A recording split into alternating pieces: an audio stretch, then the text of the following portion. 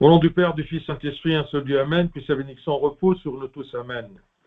Aujourd'hui, on va terminer, si Dieu le veut, la deuxième épître aux Thessaloniciens, deuxième épître de Saint Paul aux Thessaloniciens, chapitre 3. C'est le dernier chapitre. On va le lire tout entier à peu près, du verset 1 à 18.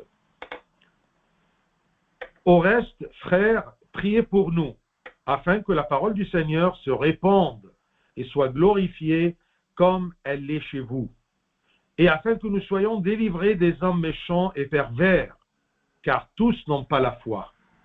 Le Seigneur est fidèle, il vous affermira et vous préservera du malin. Nous avons à votre égard cette confiance dans le Seigneur, que vous faites et que vous ferez les choses que nous recommandons. Que le Seigneur dirige vos cœurs vers l'amour de Dieu et vers la patience de Christ. Nous vous recommandons, frères, au nom de notre Seigneur Jésus-Christ, de vous éloigner de tout frère qui vit dans le désordre, et non selon les instructions que vous avez reçues de nous. Vous savez vous-même comment il faut nous imiter, car nous n'avons pas vécu parmi vous dans le désordre. Nous n'avons mangé gratuitement le pain de personne, mais dans le travail et dans la peine, nous avons été nuit et jour à l'œuvre pour n'être à charge à chacun de vous, pour n'être à charge à aucun de vous. Ce n'est pas que nous n'en eussions le droit, mais nous avons voulu vous donner en nous-mêmes un modèle à imiter. Car lorsque nous étions chez vous, nous vous disions expressément: si quelqu'un ne veut pas travailler, qu'il ne mange pas non plus.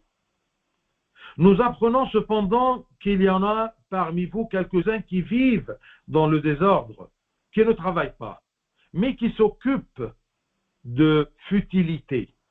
Nous invitons ces gens-là et nous les exhortons par le Seigneur Jésus à manger leur propre pain en travaillant paisiblement. Pour vous, frères, ne vous lassez pas de faire le bien. Et si quelqu'un n'obéit pas à ce que nous disons par cette lettre, notez-le et n'ayez point de communication avec lui, afin qu'il éprouve de la honte.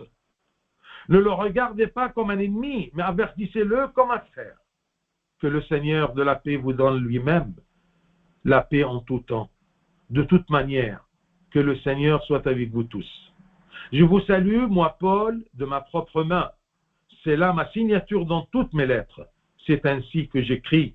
Que la grâce du Seigneur Jésus, que la grâce de notre Seigneur Jésus-Christ soit avec vous tous. Gloire à toi, Seigneur. Alors, c'est la fin de l'épître de Saint Paul aux Thessaloniciens. Il veut bien nous dire à travers là, surtout le premier et deuxième verset, je relis: au reste, frères, priez pour nous. J'ai besoin de vos prières. Dans quel but? Afin que la parole du Seigneur se répande et soit glorifiée comme elle est chez vous. Et afin que nous soyons délivrés des hommes méchants et pervers, car tous n'ont pas la foi. Ça veut dire que tant que l'Église existe dans ce monde sur la terre, il y aura toujours une guerre entre l'Église et Satan. Une guerre entre les enfants de Dieu et les forces sataniques. Rien ne sera efficace contre cette guerre-là, ou rien ne peut nous protéger contre cette guerre que la prière. Ainsi, l'apôtre a besoin des prières des fidèles thessaloniciens qui ont vécu ces tribulations. Ils ont senti cette guerre. Plus ils veulent se rapprocher de Dieu et répandre le mystère de Christ, plus il y a des combats, il y a des ennuis, il y a des tribulations, il y a des persécutions, parce que Satan ne peut pas supporter la propagation de la parole de Dieu, la connaissance du mystère de Christ par les hommes. Donc, l'apôtre demande leur prière pour que le Seigneur anéantisse le conseil des méchants et fasse progresser l'œuvre de la prédication de la parole de Dieu, pour que le Seigneur nous sauve. Il a besoin de ces prières pour que le Seigneur nous sauve, nous délivre, comme il dit ici, afin que nous soyons délivrés des hommes méchants et des pervers. Le Seigneur nous délivre des hommes méchants et pervers, utilisés par les forces sataniques. Satan ne va pas venir nous combattre lui-même. D'accord? C'est trop grave pour les êtres humains. Alors, il utilise des personnages qui nous, entre guillemets, nous embêtent, nous empêchent d'œuvrer dans la prédication, dans la propagation de la parole de Dieu, de la connaissance du Seigneur, de la connaissance de la vérité. L'apôtre, quand il demande cette prière-là pour être délivré des hommes méchants, il ne cherche pas à sauver sa propre vie, parce que ça ne l'intéresse pas. Il nous a dit dans l'épître, la première épître aux Thessaloniciens, si vous vous rappelez, chapitre 3, verset 3, il nous a dit, nous sommes destinés à cela, aux tribulations présentées. Donc, il n'a pas peur des tribulations pour sa propre vie, mais pour la prédication, pour le royaume des cieux, pour la propagation de la parole de Dieu et la connaissance de la vérité sur terre. Il cherche à être en sécurité pour la propagation. Il cherche à être en sécurité par les prières. Lui, il prie, et les fidèles, les Thessaloniciens, prient aussi pour lui et pour l'Église. Donc, il cherche à être en sécurité tout simplement pour la propagation de la parole et l'évolution du service, du mystère du Seigneur. Nous sommes les serviteurs du mystère du Christ. C'est un mystère, ce n'est pas facile à expliquer, mais on doit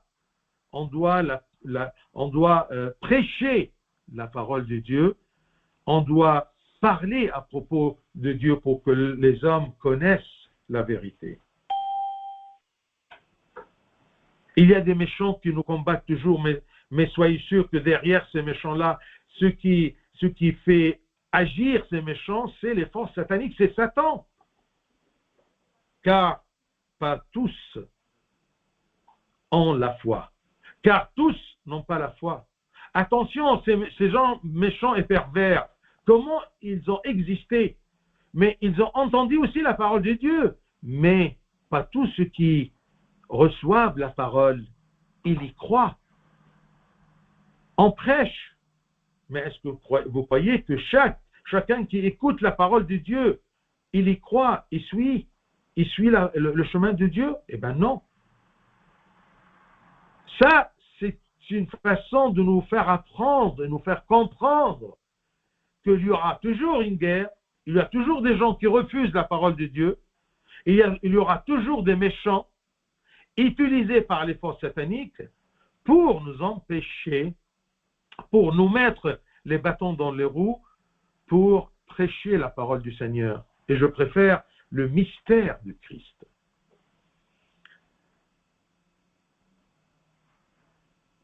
En demandant les prières des Thessaloniciens, ça nous donne un exemple de cette communion entre le berger, entre le maître et ses ouailles. Leur union en œuvrant pour la gloire du Seigneur, la communion en tribulation et en prière. Je crois que cette lettre-là a donné le courage aux Thessaloniciens de leur dire que c'est tout à fait normal que vous allez confronter des hommes méchants et des pervers, des hommes qui n'ont pas la foi, des hommes utilisés par Satan pour mettre les roues de mettre les bâtons dans les roues, d'accord, pour tous ceux qui travaillent pour le mystère du Christ.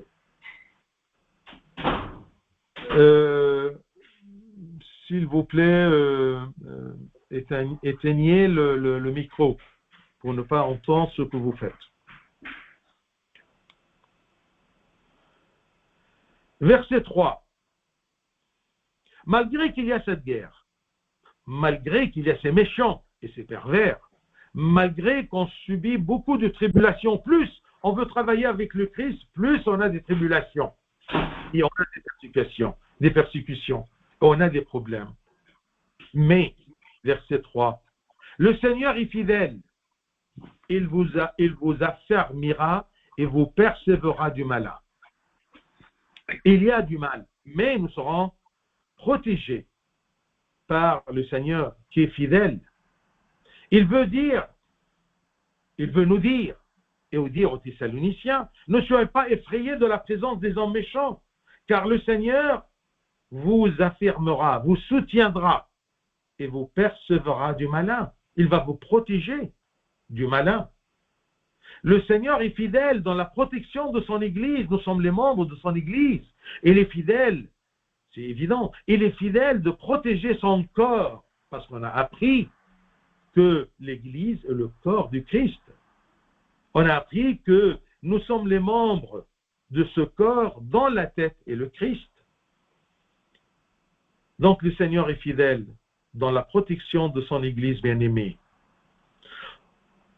Et on doit être assidu dans la prière pour recevoir la grâce de Dieu, mais sans négliger l'effort et le progrès de notre part. Il y a une partie que nous devions accomplir, tout en demandant et en priant pour la grâce de Dieu. Même si la grâce de Dieu a la partie la plus grande dans cette œuvre-là, la prédication, mais ça n'empêche pas que Dieu, il attend toujours notre effort. Parce que par notre effort, on proclame qu'on suit le Seigneur, qu'on veut le suivre, qu'on est fidèle au Christ par notre effort. Et on doit être assidu dans la prière pour recevoir la grâce de Dieu, sans laquelle on ne peut pas œuvrer, on ne peut pas vivre, mais sans négliger l'effort et le progrès de notre part. Comme Saint Jean Chrysostome, il a dit, on ne pourra jamais avancer sur le sentier de Dieu que si on est supporté sur les ailes de l'Esprit Saint, de l'Esprit de Dieu, l'Esprit de force, l'Esprit de courage, l'Esprit de connaissance, pour prêcher le mystère du Seigneur. On ne pourra jamais avancer dans notre œuvre, dans notre service, dans notre témoignage pour le Christ, que si on est supporté par la grâce, que si on est supporté sur les ailes de l'Esprit Saint. Versets 4 et 5. Nous avons à votre égard cette confiance dans le Seigneur, que vous faites et que vous ferez les choses que nous recommandons. C'est ça notre fidélité, de suivre le commandement. L'Église ici, je veux dire E majuscule, l'Église du Seigneur, l'Église des premiers siècles. Que le Seigneur dirige vos cœurs vers l'amour de Dieu et vers la patience de Christ.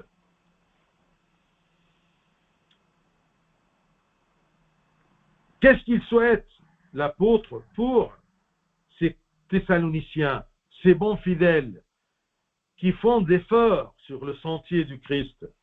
Eh bien, il leur souhaite que le Seigneur dirige leur cœur vers l'amour de Dieu. On ne peut pas vivre sans l'amour de Dieu, sans aimer Dieu.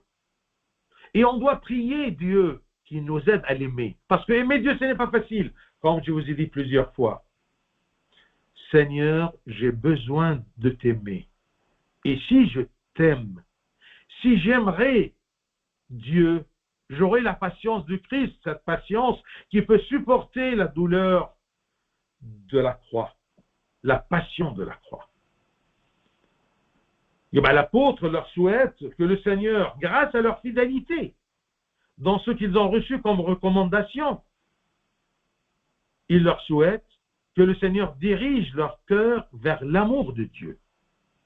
Cet amour qui les rendra semblables au Seigneur Christ dans la patience, dans l'acceptation d'avoir de la douleur pour le Seigneur. Tu ne peux pas supporter les tribulations faites par Satan contre toi que si tu aimes Dieu.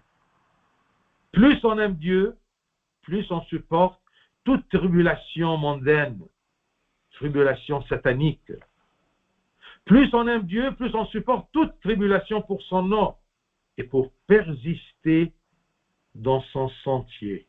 Chaque fois que je veux avancer dans le sentier, Satan m'empêche. Mais Dieu m'a permis. Dieu me donne dans mon cœur que je l'aime pour que je puisse avoir ou je puisse avoir la patience de Christ. La patience de Christ selon son humanité. Il a accepté la douleur pour nous redempter et pour nous sauver. Par l'amour pour Dieu, on rentre dans une communion avec le crucifié. Regardez, un des pères de l'Église, il a dit, par l'amour pour Dieu, je dois d'abord aimer Dieu. Tu ne peux rien faire que si tu n'aimes pas Dieu. Pose-toi la question, franchement, est-ce que j'aime Dieu? Et je l'aime pourquoi? Et si je n'arrive pas à l'aimer, je dois lui demander de me diriger vers l'amour de Dieu. Regardez Saint Paul, qu'est-ce qu'il dit? Que le Seigneur, il prie pour les gens en disant que le Seigneur dirige vos cœurs vers l'amour de Dieu. Que le Seigneur Jésus-Christ, qui est venu pour nous apprendre, pour nous révéler la vérité de Dieu le Père, que le Seigneur dirige nos cœurs vers l'amour de Dieu et vers la patience de Christ. Que ce soit ce verset, un thème de prière. Seigneur Jésus, dirige mon cœur vers l'amour de Dieu le Père. Donne-moi ta patience, ton acceptation de supporter les tribulations pour la gloire de Dieu et pour mon salut. Il y a des recommandations, il y a des disciplines que l'Église m'impose pour mon bien et pour être bien et persister sur le sentier de Dieu. Le sentier de Dieu, c'est quoi? C'est le sentier du royaume des cieux pour être sauvé. Versets 6 et 7. Parmi les choses qui nous empêchent d'être fidèles à la discipline divine, à la discipline transmise par l'Église, c'est les mauvaises fréquentations. C'est fréquenter des frères, et attention du mot frère, des frères qui vivent dans le désordre, qui vivent sans discipline, qui vivent égarés du catalogue, de la conformité d'enfants de Dieu. Verset 6, nous vous recommandons, frères, au nom de notre Seigneur Jésus-Christ, de vous éloigner. De vous éloigner, c'est-à-dire ne pas être en guerre, mais éviter. Éloigner de tout frère qui vit dans le désordre, de tout frère. Là, je souligne le mot frère parce que parfois, ces gens-là sont dans l'église, autour de nous. Ils peuvent être des chamams, ils peuvent être même des serviteurs. Il peut être une fille qui vient toujours chaque dimanche, mais ils vivent dans le désordre, loin de la discipline chrétienne. Les commandements de Dieu transmis par l'Église sont ceux qui mettent de l'ordre dans notre comportement, dans notre vie, dans ce monde. Quels sont mes repères, mes références dans ce monde? Comment dois-je agir? Eh bien, selon la discipline que Dieu m'a donnée à travers l'Église. L'Église, ma mère, qui m'apprend comment se comporter. Eh bien, cette discipline-là, ces commandements de Dieu transmis par l'Église, ce sont les règles de la vie. Des règles qui concernent notre foi, notre culte, nos sentiments, notre comportement envers l'autrui, notre façon de penser, notre façon d'agir. Méfions-nous de ceux qui ont le nom de Christ sans avoir sa force. Il y a des gens qui s'appellent des chrétiens, il y a des gens qui sont chrétiens. Mais est-ce qu'ils ont la force de Christ? Ils ont l'image du Christ. Méfions-nous, ça je suis autour du mot frère, méfions-nous de ceux qui pratiquent les apparences des cultes, un bon chamasse qui connaît les chants, mais sans avoir les profondeurs des cultes et des pratiques. C'est comme c'est écrit 2 Corinthiens 6, 14, 15. Ça doit être une discipline principale dans notre vie, qu'on doit suivre, à laquelle nous devrons être fidèles. 2 Corinthiens 6, 14, 15. 2 Corinthiens 6, 14, 15. Ne vous mettez pas avec les infidèles sous un joug étranger. Ne soyez pas en communion sous un joug, d'accord? Un joug, c'est la partie là-bas transversale sur les coups des vaches qui traînent une charrette. Ne soyez pas en communion avec les infidèles. Les infidèles, ce sont les gens qui vivent dans le désordre. Ils sont infidèles au commandement de Dieu, infidèles à la discipline chrétienne. Ne vous mettez pas avec les infidèles sous un joug étranger. Et je vous ai dit plusieurs fois, différencier entre communion, amis et des collègues. Ça, c'est complètement différent. Je dois vivre, je dois travailler. Autour de moi, il y a des infidèles. Je ne peux pas me séparer d'eux, mais je ne suis pas en communion avec eux. Éloignez-vous. J'espère que vous avez compris qu'est-ce que ça veut dire, le mot éloignez-vous. Ça ne veut pas dire de ne pas travailler dans le même bureau. Mais ne fréquentez pas. Vous avez le domaine du travail, un point c'est tout. Ne vous mettez pas avec les infidèles sous un joug étranger. Car quel rapport y a-t-il entre la justice et l'iniquité? La justice, c'est ma foi. L'iniquité, c'est l'infidélité des autres. Ou qu'y a-t-il de commun entre la lumière, nous les enfants de lumière, et les ténèbres, les enfants des ténèbres? Et là, je souligne les gens qui veulent se marier avec des infidèles ou se mettre sous le joug avec des infidèles et des non-croyants. Verset 15. Quel accord y a-t-il entre Christ? Moi, je suis l'image du Christ. Et Bélial, l'idole. Auquel part a le fidèle avec l'infidèle? On n'a pas de communion. Il n'y a pas de communion entre un fidèle et un non-fidèle. Ça ne marche pas. C'est absurde. N'essayez pas de tirer l'affaire des cheveux, mais ça ne marche pas. Parce que quel rapport y a-t-il entre la justice et l'iniquité? Toi, tu veux faire ce rapport-là, tu veux créer ce rapport-là, ça ne marchera pas. Tu perdras. C'est pour cela qu'ici, il nous dit, d'accord, éloignez-vous de tout frère. Alors ça, c'est 2 Corinthiens 6, 14, 15. 2 Corinthiens 6, 14, 15. Il y a 1 Corinthiens 15, 33.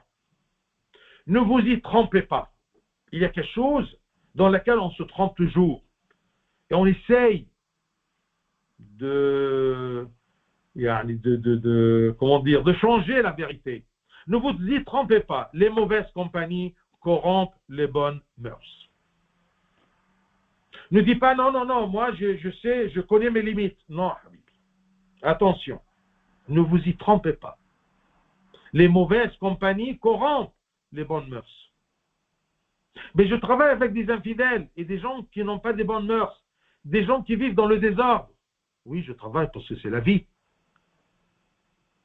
Le Christ, dans son humanité, il a demandé au Père, je ne te demande pas de les arracher du monde, de les enlever du monde, mais les protéger du mal. Ne vous y trompez pas, les mauvaises compagnies corrompent les bonnes mœurs. Éloignez-vous de ceux qui vivent dans le désordre. 2 Jean, deuxième épître de Saint Jean, c'est un seul chapitre, le deuxième épître de Saint Jean. Alors, 2 Jean, le seul chapitre, du verset 10 et 11. Si quelqu'un vient à vous et n'apporte pas cette doctrine, si quelqu'un se rapproche de vous et n'a pas cette doctrine de l'Église, si quelqu'un s'approche, vient à vous et n'apporte pas cette doctrine, ne le recevez pas dans votre maison.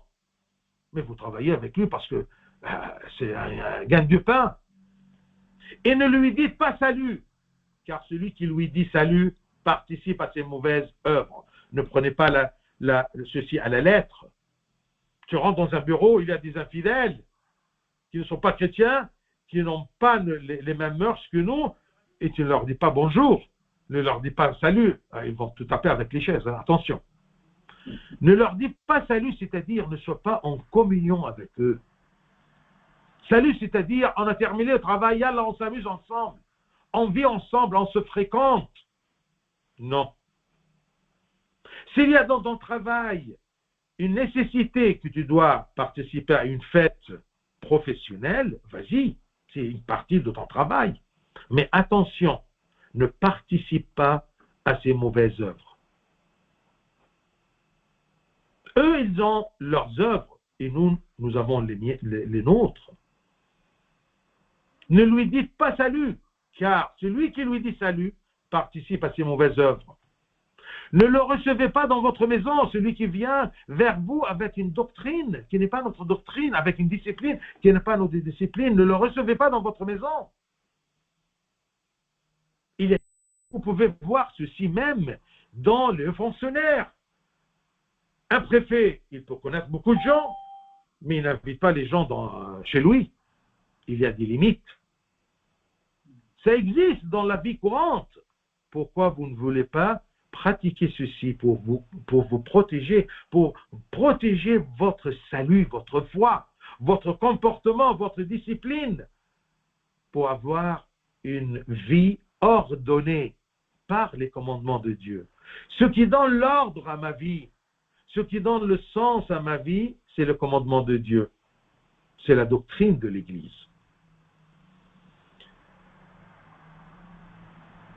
Et ici, Saint Paul aussi, il donne le bon exemple. Il ose dire, imitez-moi. Est-ce que chaque père ose dire à ses enfants, imitez-moi, ce que je fais, faites-le? Ou il peut fumer, mais il leur dit, non, fumer, c'est... Je vous donne un exemple banal. La mère dit aux enfants, allez, on va aller à l'église pour prendre la communion. D'accord?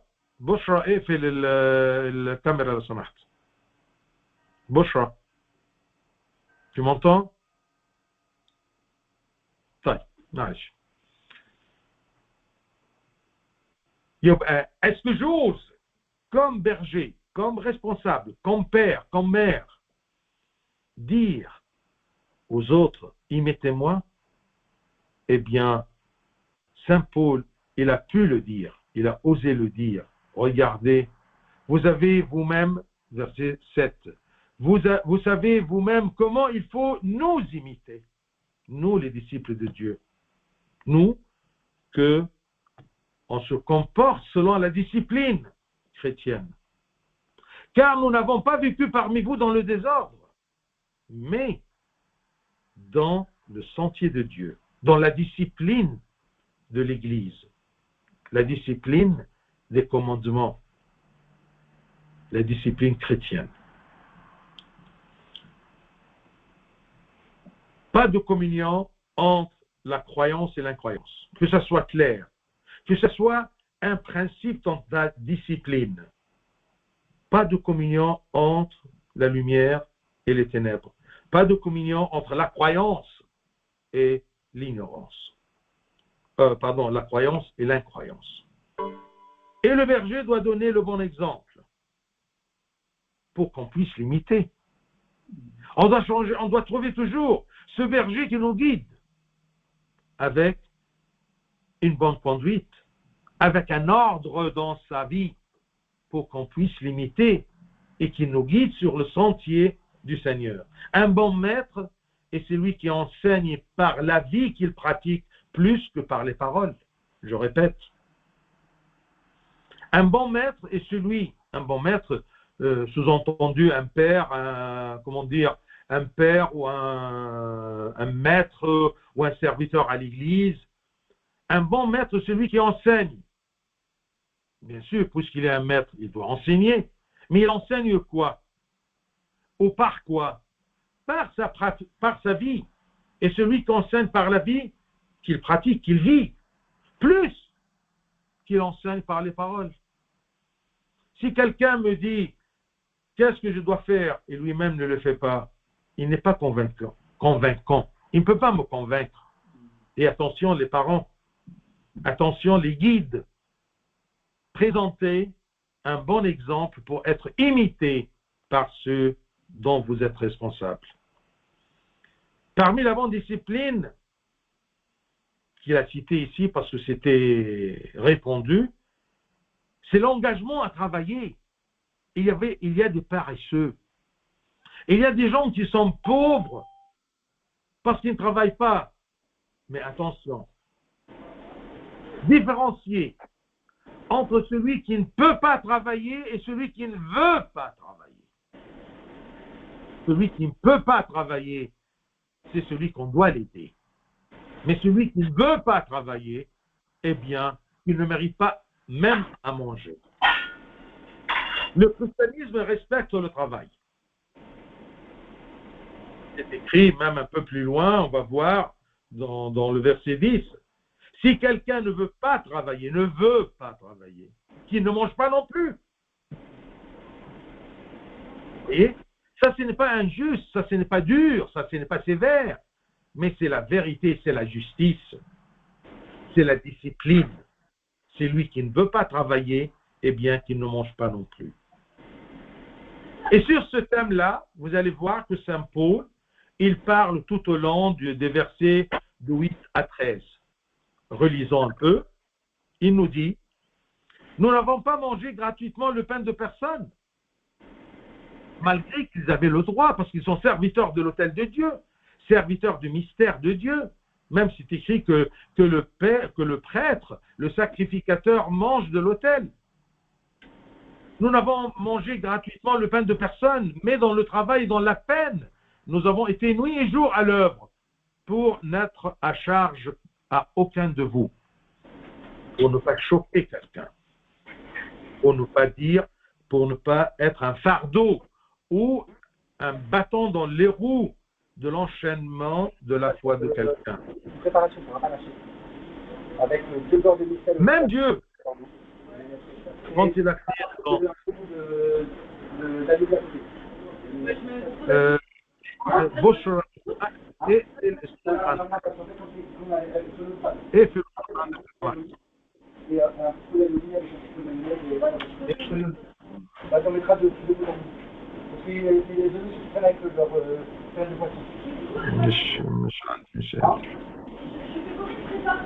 مفاتح الفيديو اقفل لو سمحت علامة المايك اللي عندك واقفل الفيديو صورة الفيديو ايوه كده شكرا.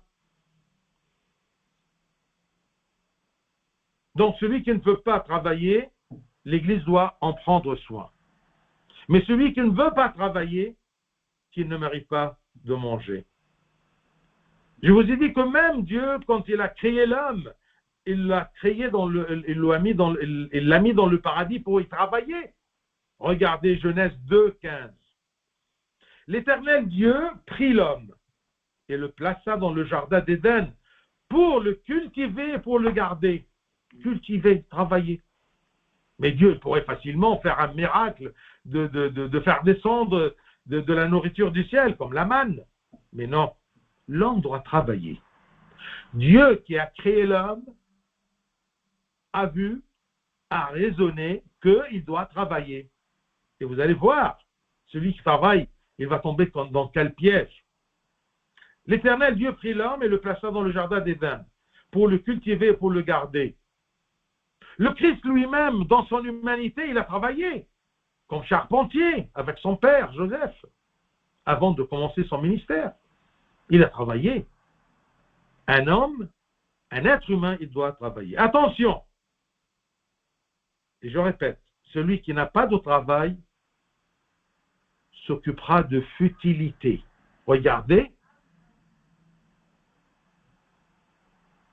ce n'est pas que nous en...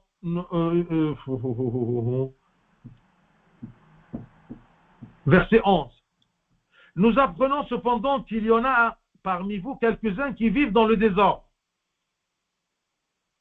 L'élément de ce désordre-là, c'est qu'ils ne travaillent pas. Qui vivent dans le désordre, qui ne travaillent pas, mais qui s'occupent de futilité. Quelqu'un qui n'a rien à faire, qu'est-ce qu'il va faire? Il va fouiner dans les affaires des autres. Les futilités. Les futilités, ce sont les objets de peu de valeur. Il devient, comme on dit en arabe, hayf. Il fouine dans les affaires des autres. Il critique, mais il ne fait rien. Ceux qui désobéissent à la discipline chrétienne doivent être désignés, fixés, pour que les gens prennent soin ou prennent garde de ces gens-là, pour s'éloigner de ces gens-là. Parce que ceux qui ne travaillent pas et ils s'occupent des choses, des futilités, eh bien, ce sont des pervers. D'accord? Ce sont les frères qui vivent dans le désordre qu'on doit s'éloigner d'eux. Alors ces gens-là, verset 12, nous apprenons cependant qu'il y en a parmi vous quelques-uns qui vivent dans le désordre, qui ne travaillent pas, mais qui s'occupent de futilité. Nous invitons ces gens-là et nous les exhortons par le Seigneur Jésus-Christ. C'est le Christ qui nous dit de leur dire à manger leur propre pain en travaillant paisiblement. Quand on travaille, on est en paix. On ne cherche pas les ennuis des autres. On n'ennuie pas les autres. On ne fouine pas dans les affaires des autres. On ne juge pas les autres. Parce que j'ai mes préoccupations, mon travail. Pour vous, frères, ne vous lassez pas de faire le bien. Malgré ça, que vous allez noter ces gens-là, de vous éloigner d'eux, mais attention, ça ne vous empêche pas de faire le bien d'aider ceux qui ne peuvent pas travailler. Et ne vous lassez pas de faire le bien aussi dans le sens, verset 14, et si quelqu'un n'obéit pas à ce que nous disons par cette lettre, notez-le et n'ayez point de communication avec lui afin qu'il éprouve de la honte. D'accord? Mais quel est le bien qu'on doit faire? Ne le regardez pas comme un ennemi, mais avertissez-le comme un frère. Il y a une différence de redresser quelqu'un ou de réprimander quelqu'un par amour, pour son bien, pour le remettre sur le bon chemin, et entre tout simplement réprimander quelqu'un par vengeance, par humiliation.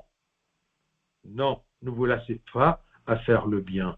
Le bien, c'est de considérer même ses frères malades comme des frères.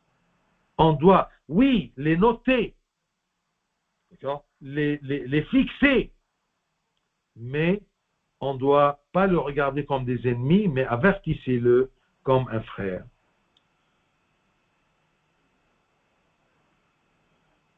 C'est la fermeté, mais unie à la piété.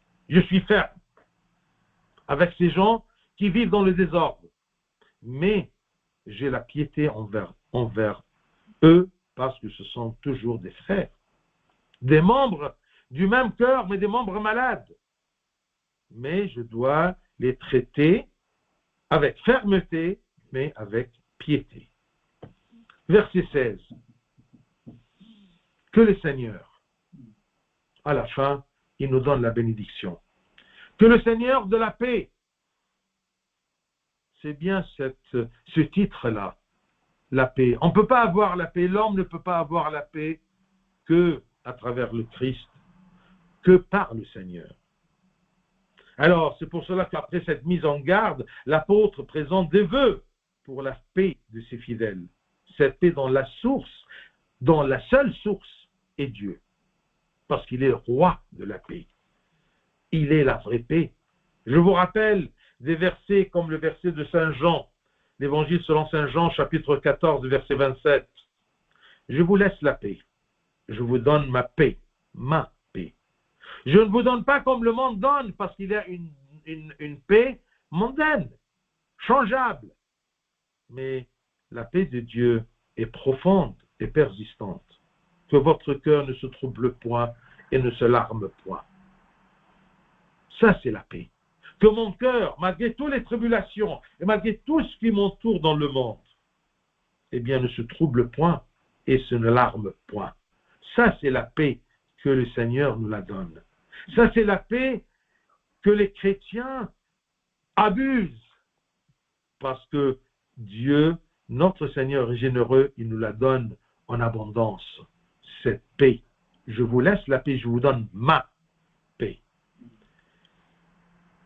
Et la conclusion de la lettre, versets 17 et 18, l'apôtre a écrit la conclusion par sa propre main. Comme d'habitude, pour donner l'authenticité à cette lettre, n'oublions pas qu'on a trouvé dans les lettres de Saint Paul qui nous mettent en garde à propos des lettres, des fausses lettres. Ainsi, on peut différencier entre ces lettres authentiques et les fausses par cette bénédiction écrite par sa main, parce que toute la lettre était écrite par une autre personne. Et cette signature-là, c'est qu'il leur envoie sa bénédiction apostolique. C'est quoi? Que la grâce de notre Seigneur Jésus-Christ soit avec tous, avec vous tous. C'est ça la bénédiction. L'apôtre prie le Seigneur de leur donner sa grâce et qu'elle les accompagne toujours afin qu'ils puissent accomplir leur lutte avec joie. Gloire à lui éternellement. Amen. Et de cette façon-là, on a terminé la deuxième épître de Saint Paul aux Thessaloniciens.